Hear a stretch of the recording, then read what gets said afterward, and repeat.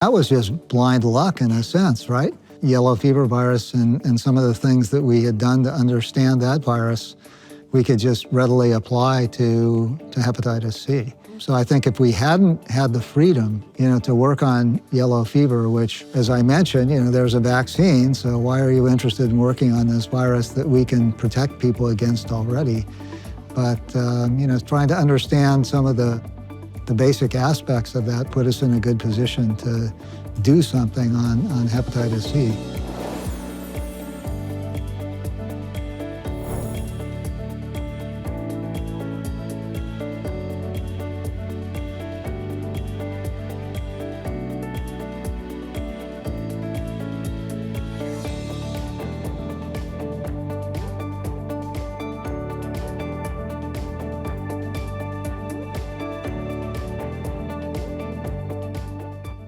Today, we are deeply honored to host Dr. Charles Rice, recipient of the 2020 Nobel Prize in Physiology or Medicine, whose groundbreaking work on hepatitis C virus has transformed global health and saved countless lives. 他最早是研究黄热病毒。黄热病毒研究的很有成果，所以后来大家就问他说，那你要不要跟我们合作来找出C型肝炎致病的机转，所以这是他最大的成就。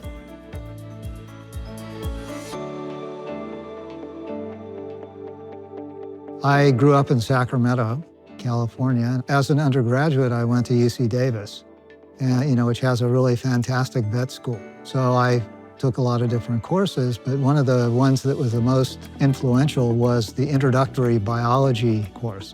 After college, I was kind of teetering between maybe being a winemaker or going to graduate school. I ended up convincing a couple friends of mine to sort of go on a year off in Central and South America. I think when I was in Peru, I got a telegram from my dad telling me that Caltech and UC San Diego had been accepted. I sort of had to get back to reality if I was going to do that. When I ended up arriving at Caltech, I was put in a virology lab. That chance encounter is, sort of why I started studying viruses and, sort of why I continue doing that.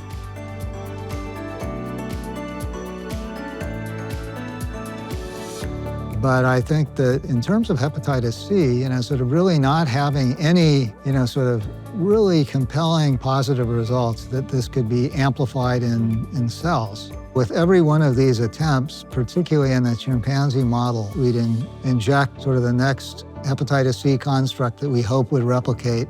When hepatitis C replicates in the liver, it releases new virus into circulation, right, which can infect other liver cells and it can amplify. If you just inject an RNA into the liver and it just gets degraded, after a few days, it just sort of goes away. So if you take a serum sample from that animal, you don't see the RNA signal anymore. We inoculated with the RNA. One animal just received very large quantities of the RNA, and then for the other animal, we actually used a transfection reagent that's supposed to enhance the ability of RNA to be taken up by cells. So this time, the signal didn't disappear. It just sort of kept going up. In both of the animals became infected, and actually both of them became chronically infected. So I think that was, wow. I mean, I think early on we maybe didn't believe it. The next week we'd get the data and it was going up, not going down. So I think that was a pretty exciting moment.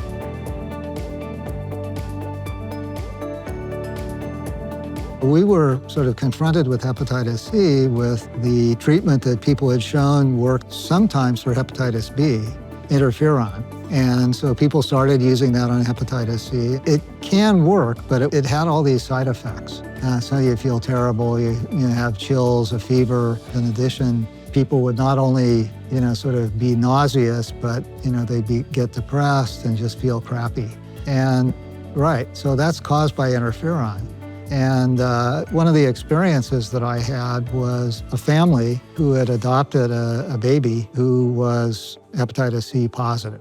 And they were really trying to decide what to do, whether or not to sort of treat their young girl or, sort of wait for something better. They elected, sort of not to treat their daughter with the interferon therapy and kind of waited until some of these interferon-free treatments were made.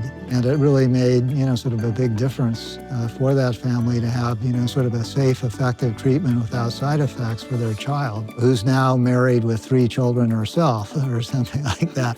And so, living through that kind of remotely with this family, it does kind of personalize, sort of what you're working on. And we kind of became friends.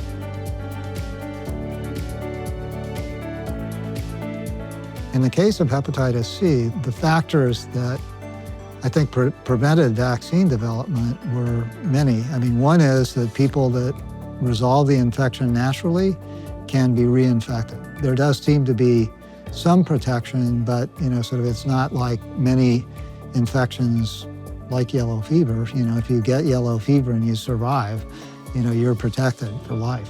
And the other thing is just the incredible diversity of the virus. How do you elicit sort of a vaccine and immune response that would be capable of neutralizing or blocking the ability of all these different variants of hepatitis C to spread?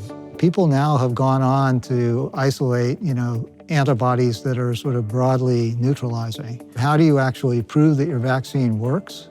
And that's very, very difficult clinically. And then I think the other thing, if you can cure everybody in 2 to 3 months, and you're a vaccine development company wanting to make money, you kind of go, well, is there really going to be a market for my vaccine if everybody that gets infected can just be treated with these small molecules, right? So I think there's some economics to it. I think we need to have a better model and a way that is not necessarily determining the effort that's put into a vaccine by how much money it can make.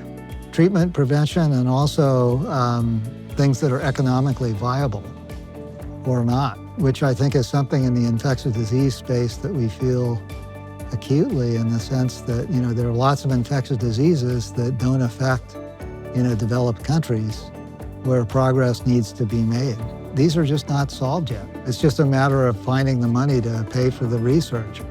I think, part of the answer to that, sort of comes from, the government and the sort of organization of a country. But it is complicated in the sense there are so many steps from, sort of really sort of basic curiosity-driven research to recognizing that something that you're doing, has the potential to make a difference, and trying to sort of move that through further studies and preclinical development. And then how do you go from that to actually doing human studies and, actually showing that your idea sort of works? I would love to see more of a global effort to tackle some of these problems, because I think that's ultimately what's needed.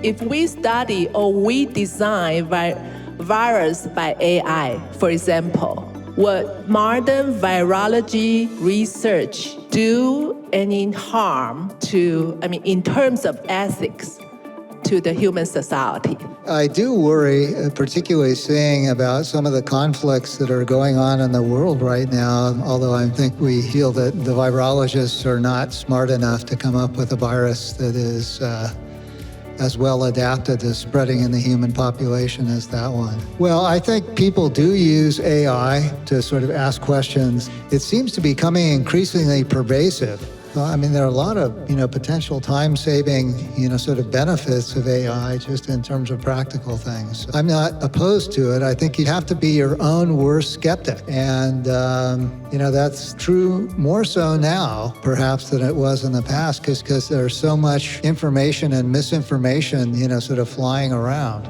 Maybe we need to strike up some collaborations with the folks here to, sort of move more into the AI space.